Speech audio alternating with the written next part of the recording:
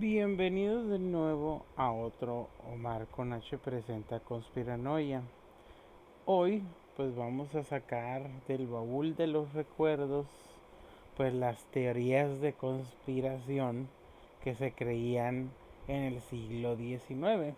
Muchas de estas la verdad van a ser pues un poco anglosajonas y una rusa. ¿Por qué? Porque pues estamos hablando del siglo XIX, a pesar de que en unas partes ya pues obviamente ya creían en ciertas pues teorías de conspiración, pues Estados Unidos pues tuvo, excepto por su guerra civil, pues periodos de estabilidad política y económica pues muy grandes, ¿no? Mientras que en México, o sea, nomás des en cuenta, es en 1800, de 1810 a 1821 estuvo una guerra civil, luego un fallido imperio, luego las repúblicas centralistas, las federalistas, golpes de estado, intervenciones extranjeras, pues no les daba tiempo de hacer teorías de conspiración. Que igual pues había muchas que ya estaban como que insertadas en la sociedad, en especial pues lo de la masonería, ¿no? Pero pues esto es más que nada pues de lo que pues que lo que abunda pues en la política estadounidense, de la Gran Bretaña y pues una en particular rusa, ¿no? Y pues hay muchas que tienen algo de internacionales, pero pues sí dije, se me hizo curioso esto cuando lo leí y pues vamos a empezar, ¿no? Eh, por ejemplo, una de las primeras que me llaman ay, que por cierto también voy a meterlas en voy a, hay varias, pues hay muchas fotos que las voy a que las voy a poner en Twitter y en Facebook. eh, voy para que vean las pues cómo se podría llamarles, ¿no? Eh, los los pues los grabados, ¿no? Algo así, ¿no? Eh, pues para que tengan también pues bueno, a mí me personalmente, ¿no? A mí me gusta ver pues las imágenes porque también como que digo, ¿no? O sea, de que, ah, mira, ya lo escuché o algo así, o o ya lo vi en algún video, pero un vato ahí, no sé, X, pero pues también me gustaría pues como que verlo, ¿no? Las imágenes, pues yo creo que también le dan un eh, pues un plusecito, ¿no? A los podcasts al final de cuentas, ¿no? Así que pues vamos a empezar, ¿no? La primera es las terribles revelaciones de la monja María, ¿no? Muchas de que voy a mencionar son altamente anticatólicas. ¿Por qué? Los protestantes, en especial en Estados Unidos, pues tenían una adversión en contra del catolicismo. De hecho, pues lo llamaban despectivamente pues el papismo romano, ¿no? Otra de las cosas era porque pues irlandeses, italianos, mexicanos eran católicos mientras que ellos eran protestantes, que también tenía que ver con sus teorías raciales, ¿no? Sumamente estúpidas, pero pues ellos es lo que pensaban, ¿no? Eh, Según esto, pues salió pues un libro que que habla que es escrito por una mujer que afirmaba haber sido monja en Montreal. Alegaba que las monjas religiosas hospitalarias de San José eran violadas sistemáticamente por sacerdotes y si resultaba un bebé era bautizado y luego asesinado y tirado al sótano. El libro, según dicen, causó un alboroto masivo entre pues, la gente anticatólica y pues sí, hasta se hizo una investigación que pues mostró que era un engaño, ¿no? Eh, Esto pues fue profundamente popular tanto en Estados Unidos e Inglaterra pues del siglo XIX, ¿no? Que también pues les digo que pues ahí voy a poner unas imágenes, obviamente pues todas en inglés. Ok. El segundo es la ley Comstock, eh, aparentemente escrita y aprobada por el Congreso en 1873 en un esfuerzo para acabar con el vicio. La ley Comstock, llamada así por su principal defensor, Anthony Comstock, prohibió el envío de literatura obscena y artículos de uso inmoral a través de Estados Unidos. Tuvo el efecto adicional e intencional de actuar como una conspiración para evitar que las mujeres obtuvieran información sobre la anticoncepción y el control de natalidad. Los años posteriores a la guerra civil habían visto una explosión de la oposición basada en la Biblia al control de la natalidad, con la idea de que el sexo entre parejas casadas o cualquier persona para otra cosa que no fuera procreación vista como una indulgencia desenfrenada sin riesgo de consecuencias y, eh, pues estas leyes fueron anuladas gracias a varios casos judiciales. Pero las leyes antivicio de Comstock estuvieron en docenas de libros de los estados hasta 1960, ¿no? Hay un libro que se llama Proof of Conspiracy o Pruebas de una conspiración. El nombre del libro completo es Las pruebas de una conspiración contra todas las religiones y gobiernos de Europa, llevado a cabo de las reuniones secretas de masones, Illuminati y sociedades de lectura. Esto escrito en 1797 por John Robinson. Describieron a la orden bávara de los Illuminati como una fuerza siniestra dedicada a eliminar a los católicos, a la iglesia y a la orden natural de la sociedad. El libro de Robinson dice que los Illuminati no solo eran mucho más poderosos que nadie, sino que también habían planeado la Revolución Francesa para derrocar a la monarquía, de Francia. Los escritos de Robinson infunden el miedo a los tramas de los Illuminati en general y se volvieron extremadamente popular entre las clases altas y las poblaciones católicas tanto de Europa y los Estados Unidos. En 1848, una serie de revueltas de trabajadores en toda Europa fueron reprimidas por la fuerza, en parte por temor a la influencia de los Illuminati, ¿no?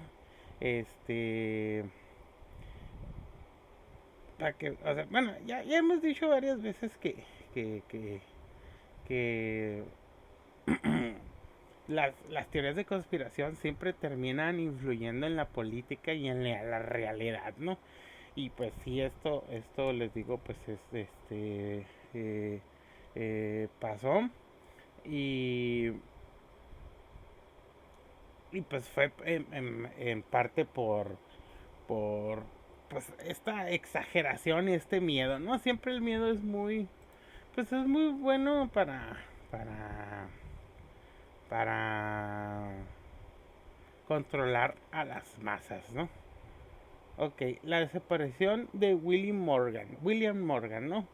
Eh, las teorías de conspiración sobre los masones que controlan el mundo fueron muy populares en el siglo XIX, como lo fueron en el siglo XX y el siglo XXI. Todavía tiene, pues, o sea, obviamente todavía hay gente que cree en eso, ¿no? Gran parte de esta, en especial en Estados Unidos, fue provocado por el asesinato de un residente de Nueva York llamado William Morgan, quien había anunciado su plan de publicar un libro que rompería la conspiración de masónica de par en par. Morgan, él mismo un ex masón, iba a publicar un libro llamado Ilustraciones de la Masonería, donde expondría los secretos y rituales del grupo para que todos lo vieran, pero desapareció y nunca volvió a ser encontrado. Unos dicen que Morgan fue pagado por los masones para que abandonara el país, que fue secuestrado y ahogado por los mismos masones. Eh, el fervor antimasónico que expandió después de todo esto y el acto de desaparición de Morgan eh, hizo que pues que se hiciera muy popular pues su libro, ¿no? Después el libro, les digo, sí fue publicado, este, y pues es muy, es muy famoso pues lo que creen, ¿no? O sea, de que, es que lo liberaron, digo, lo secuestraron y mataron porque está exponiendo la verdad, ¿no? Eh, hasta hubo partidos antimasónicos que estuvieron en las contiendas de 1832 para elegir para estar en la carrera de la presidencia pues, de Estados Unidos, ¿no? Mm, otra son, pues yo creo que uno de los más famosos y una de las que pues que más se han repetido y que yo creo que todos deberían de tenerlo si les gusta esto de las teorías de conspiración, porque pues a pesar que pues es un bulo, un libro falso hecho por la Orjana, el servicio secreto de la Rusia zarista, pues sí ya pasó como uno de esos libros que siguen siendo pues mencionados en la política, ¿no? Bueno, los protocolos de los sabios de Sion sirvió para justificar la acción antisemita durante casi un siglo, también alimentados por teorías de los mismos rusos, luego pues más más expandido por las teorías de Hitler, y pues ya ahorita pues cualquier teórico de la conspiración pues se ha leído los protocolos de los sabios de Sion, ¿no? Según los protocolos documentan las actas de reunión de ancianos judíos de fines del siglo XIX que discutieron su objetivo de dominación judía global, subvirtiendo la moral de los gentiles, controlando la prensa, subyugando las economías del mundo. Todo esto con pues con el fin de que pues ellos controlaran cualquier aspecto de la vida de los no judíos, ¿no? Obviamente que todo esto, pues este libro, la verdad, pues sí fue todo un hit y avivó mucho de los temores antisemitas en todo el mundo. El Times en 1921 reveló que los protocolos de las sabias de Sion eran una falsificación de a finales del siglo XIX, copiada de grandes fragmentos del diálogo en el infierno entre Maquiavelo y Montesquieu de 1864 del autor francés Maurice Joly, y que pues todo esto pues fue parte de de la Orjana para pues combatir y pues digamos también para poner la atención pública en otras cosas, ¿no? Lo que también hizo que pues muchos de los protocolos de los sabios de Sion en Europa y pues obviamente con Adolf Hitler pues provocó pogromos y pues lo que conocemos como pues la matanza de judíos de la Segunda Guerra Mundial, ¿no? Bueno, también otra que también es muy famosa en Inglaterra es de que hubo, pues no solamente hubo un Jack el Destripador, sino que fueron varios y que se inventó Jack el Destripador. Otros dicen que fueron pues muchas personas diferentes, pero todos siendo el Jack el Destripador, ¿no? Pero bueno, Jack el Destripador yo creo que pues pasó a la fama a pesar de haber matado muy poco, y pues la área de Whitechapel en Londres en 1888 hizo que pues que saltara a la fama este asesino, ¿no? Que fíjense, déjenme decirles que en esa misma época, bueno, un poquito anterior, en México había un asesino de prostitutas también, el cual le decían pues la prensa de ese tiempo el chalequero. De hecho, cuando empezaron a salir noticias en todo el mundo sobre Jack el Destripador, en México le pusieron el chalequero inglés, ¿no? Que pues siempre fue eh, pues como que aquí estaba muy presente pues lo del chalequero, ¿no? Pero bueno, eh, a pesar de que se cree que fueron 5 mujeres víctimas de sus asesinatos, hubo otros asesinatos en el área de Whitechapel cuando Jack estuvo activo, pero todos creen que no fue pues el mismo Jack, ¿no? Eh, Hasta la leyenda de que hay al menos 100 sospechosos diferentes para Jack, lo que significa que es muy posible que varios hayan trabajado juntos. Eh, Desde el padre Winston Churchill, Lewis Carroll, el príncipe heredero de la corona británica, un doctor masón, de hecho, un doctor judío. Bueno, hay muchos que mencionan inmigrantes, pues, pero básicamente sí es todo un misterio y una teoría de conspiración que a veces sale o que sigue develando pues el misterio, pues todo este halo de misterio que tiene Jack el Destripador sobre quién fue, ¿no? Eh, Otro es el complot para eliminar a Abraham Lincoln. Según esto, el asesinato de Abraham Lincoln no fue un acto de un pistolero solitario, sino una conspiración organizada por un grupo de sureños descontentos. Estos hombres planearon eliminar no solo al presidente, sino también al vicepresidente y al secretario de Estado como una venganza por la victoria de la Unión en la guerra civil. Solo John Wilkes Booth desempeñó su papel y los otros dos tiroteos que estaban planeados en contra del secretario de Estado y el vicepresidente no se concretaron, solamente hirieron al secretario de Estado William Seward, ¿no? Eh, Se supone que pues todo esto pues fue eh, también pues tramado desde las altas esferas, ¿no? Que solamente estos güeyes, Booth, Surratt y Harold, pues eran los, los títeres y que los titiriteros nunca se supo quiénes fueron, ¿no? La conspiración de la calle Cato. La conspiración de Cato Street, como se le llama, de 1820, era un complot para eliminar a todo el gabinete británico y al primer ministro de Inglaterra, pues en ese tiempo Inglaterra estaba atravesando tiempos difíciles económicamente, había muchos veteranos desempleados que regresaban de las guerras napoleónicas, había fallecido el rey tercero y pues obviamente pues había una crisis política, ¿no? Arthur Thistlewood organizó un grupo para invadir una cena organizada por Lord Harrowby y una a la que todos los ministros del gabinete serían invitados. Según esto, el grupo irrumpiría en la cena con pistolas y granadas y haría tanto daño como pudiera antes de huir, incluso se habló de decapitar a los ministros del gabinete. Sin embargo, la policía tenía un informante en el grupo y pronto allanaron la residencia de Cato Street donde preparaban el ataque.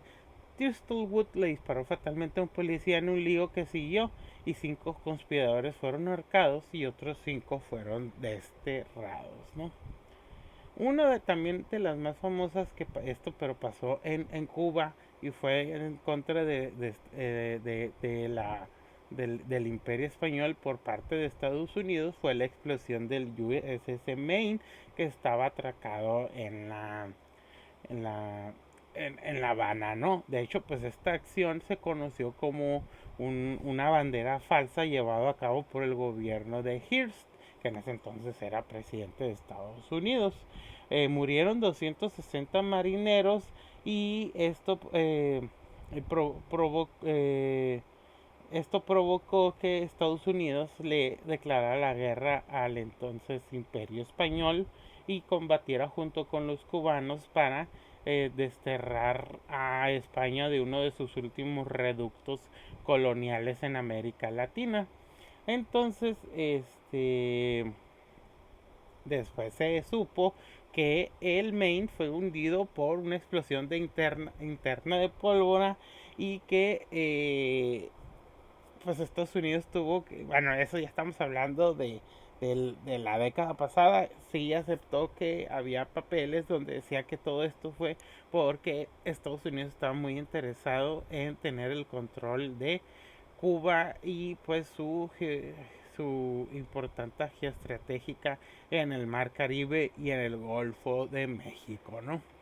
Pero sí, todo siempre se trató pues de un ataque de bandera falsa y que hizo que hubo un furor de patriotismo y belicismo de los ciudadanos estadounidenses en contra de España y para verse envueltos en una guerra de en Cuba en la cual pues solamente pues sí derrotaron a España, pero Cuba pasó a ser pues un estado vasallo de los Estados Unidos, ¿no?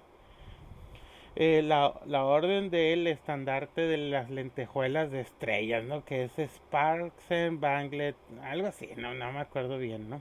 Pero bueno, esto también tiene que ver con el furor anticatólico de Estados Unidos, el prejuicio en contra de los inmigrantes y pues una supuesta ideología que tenían, bueno, más bien un movimiento llamado nativismo, ¿no?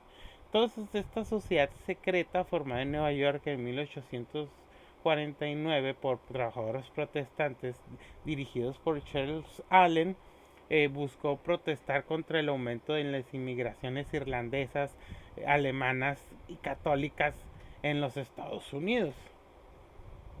Los miembros protegían su secreto al afirmar que no sabían nada sobre el grupo, una farsa que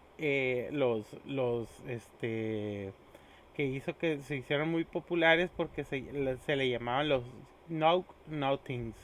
El movimiento nativista Know-Nothing se involucró en la política nacional y durante un tiempo fracturó el sistema bipartidista entre Whigs y demócratas. Sin embargo, el partido se apagó rápidamente y desapareció en 1860, ¿no?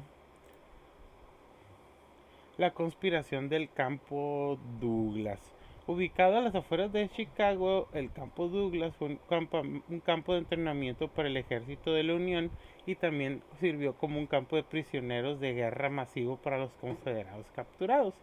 En 1864 surgió un complot para que los prisioneros escaparan con la ayuda de agentes secretos confederados que vivían en la área de Chicago. Nunca se demostró de manera concluyente que la llamada conspiración de Camp Douglas fuera real, pero había elementos de verdad en ella. El gobierno confederado había enviado agentes a Canadá para planificar intentos de fuga de prisiones y ataques en el norte. Uno de estos hombres afirmó que podrían tomar a una fuerza de simpatizantes confederados en Chicago para liberar a los prisioneros de Camp Douglas, pero los funcionarios sindicales actuaron en consecuencia, aunque fuera pues como una fanfarronada, arrestando a los rebeldes sospechosos en Chicago y declarando la ley marcial en la ciudad, ¿no? Las dos Babilonias. Otro intento de vincular el catolicismo y el paganismo fue el folleto de 1853 llamado Las dos Babilonias. Más tarde publicado como libro, su tesis era de que el catolicismo es en realidad una continuación velada de la religión pagana de Babilonia y existe como un producto de una antigua conspiración. Escrito por el teólogo escocés Alexander Hislop, The Two Babylons pretende rastrear las doctrinas católicas hasta el libro del Génesis, específicamente el rey cazador recolector Nimrod. Hislop también afirmó que la iglesia romana era la ramera de Babilonia mencionada en el Apocalipsis 17:5 y que el Papa era él mismo es verdadera y apropiadamente él representa la lineal de Belsasar. Si bien los eruditos afirmaron que Hislop tenía un malentendido fundamental sobre el linaje bíblico, el folleto se volvió extremadamente popular entre los grupos anticatólicos de la época, ¿no? Los fideicomisos, una conspiración corporativa. Hasta la presidencia antimonopolio de Theodore Roosevelt, un pequeño grupo de empresarios poderosos y ricos conspiró para monopolizar sus intereses en la banca, el petróleo, el carbón, el acero, los ferrocarriles, la carne de res y los cereales. eliminaron a su competencia mediante la fijación de precios, el soborno, la de intimidación, la destrucción de sindicatos y la destrucción de pequeñas empresas. Esto permitió que una enorme cantidad de riqueza se concentrara en unas pocas combinaciones gigantes llamadas fideicomisos, que eran casi tan poderosos como el gobierno. Estos fideicomisos finalmente fueron disueltos por la legislación de Roosevelt, pero muchas de sus compañías sucesoras aún acaparan sus respectivos mercados, ¿no? Es lo que pues básicamente en inglés eh, conocemos como los trusts, ¿no? O sea, mmm, lo que pues mmm, a Roosevelt se le llamó como un rompe, eh, un rompe fideicomisos, ¿no? Pero si esto lo hizo, la verdad, fue porque eh, ya los, los grandes capitalistas estadounidenses se comportaban como si ellos manejaran todo y nada de la y no tenían ninguna responsabilidad sobre sobre las acciones que ellos hacían, las consecuencias, ¿no? Entonces, pues Theodore Roosevelt pues les dio pues un alto y pues él hablaba sobre esta conspiración corporativa que ya después no terminó siendo conspiración sino una realidad, ¿no? Eh, una, ya para finalizar, es sobre la digamos, sobre la conspiración o la maquinación jesuítica, ¿no? Eh, Igual como pasó con los judíos, uno de los primeros panfletos y libros en contra de los jesuitas y que se dieron en especial atención porque volvieron a ser publicados por los rusos es de la monita secreta o las instrucciones secretas, o también conocidas como las instrucciones secretas de los jesuitas o las instrucciones secretas de la Compañía de Jesús. Según esto, era un código de instrucciones presuntamente dirigido para Claudio de Acacuiva, el quinto general de la Compañía de Jesús, a los distintos superiores de su orden, que proponen métodos que deberían de ser adoptados para aumentar su poder e influencia. Obviamente pues que este documento es considerado falso por los jesuitas, por muchos de sus seguidores y hasta de sus adversarios, ¿no? Lo que decía este documento es de que la orden debería de adquirir riquezas, atraer jóvenes prometedores para ordenarlos, dotarse de sus propiedades, engatusar a las viudas ricas para disuadirlas del matrimonio y que les dieran sus propiedades y sus riquezas, eh, desacreditar a miembros de otras órdenes, persuadir a reyes y presidentes, a líderes, dictadores para que estuviera presente la compañía en sus tierras y a atacar y difamar de todas las formas posibles a los que se salgan de su esfera de influencia, ¿no? Según esto, un tal Jerome Sarkowski, un polaco que fue miembro de la sociedad y fue expulsado por cuestiones disciplinarias en 1613, publicó este panfleto en Cracovia en 1615. También en 1614 se hizo una traducción primeramente al español y también en Cracovia se hizo la impresión, ¿no? Obviamente que hay muchas historias desde que no pues no concuerdan con las fechas que se dan, no, según esto en 1599 eh, un, eh, un duque llamado Christian de Brunswick fue el que descubrió originalmente estas instrucciones secretas, pero en esa época él solamente pues era un niño, ¿no? Otros dicen también es de que fue encontrado a bordo de un barco de Lace Indiaman capturado. También dicen que en 1783 eh, fue vuelto a hacer llamar la atención, pero a principios del siglo XIX también ya fue pues puesto en publicación en diferentes prensas de propaganda y en contra de los jesuitas, ¿no? De hecho, pues les menciono que, pues, la maquinación jesuita también es una teoría de conspiración que está muy arraigada en la Rusia imperial y en la Rusia soviética. Para los rusos de ese entonces, la religión católica era el competidor, ¿no? El enemigo. Y de hecho, para muchos rusos, ser ortodoxo y ruso es lo mismo. Y de hecho, a la iglesia, al catolicismo, los rusos también le llegan a decir la fe polaca.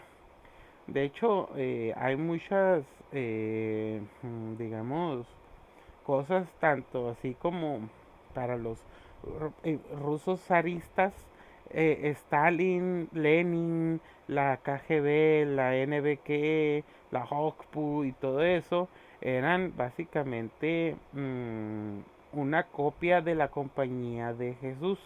Hay que hablar también, bueno, hablar de los jesuitas también y de su poder y su influencia en todo el mundo y todo lo que hicieron, pues sería sumamente largo.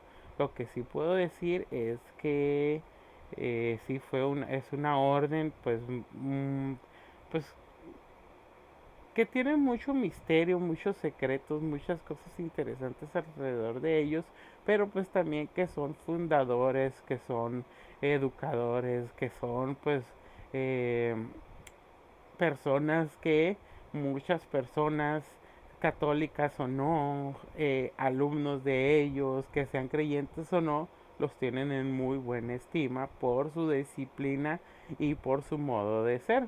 Ellos tienen una forma de vida pues casi militar, ¿no? Que esa es una de las cosas que a muchos les llama la atención y de hecho pues otros dicen que pues son básicamente la policía secreta pues del Vaticano, ¿no?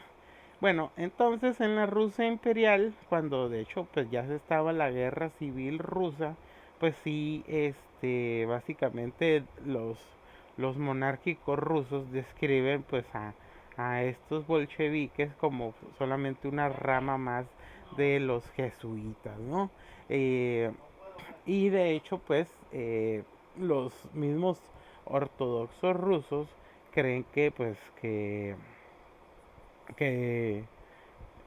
pues, los jesuitas solamente pues son uno es el es el ejército negro del Papa Romano, ¿no? De hecho pues piensan que el Papa Romano, o sea, digamos el Papa de la Iglesia Católica, pues es el anticristo y los jesuitas es el ejército del Papa, ¿no?